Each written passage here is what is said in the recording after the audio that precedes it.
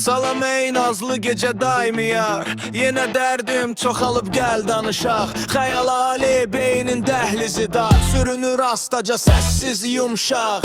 Nə toxumlar əkilib beynimizə, dəli ruhda qalıb izlər ərədə.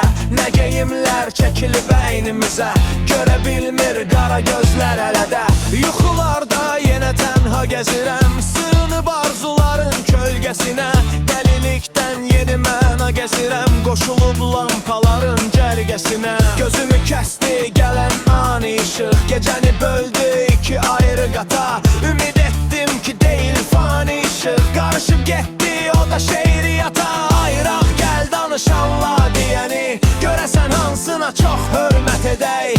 Eşidəndən ayraq dinləyəni, daha sonra oturub söhbət edək. O toxumlar ki sükuta atılıb, bozacaqlar o sükutun səsini. Neçə il yatdığı yerdən ayılıb, yayacaq hər tərəfə nərəsini.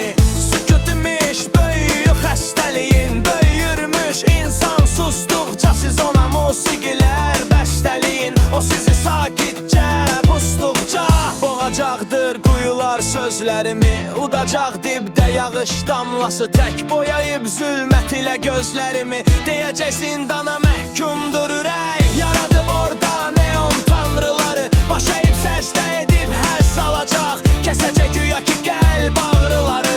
Günəşin nuruna həsrət qalacaq, yazacaqdır nə səmimi sözü var yerin altındakı hər boş divara.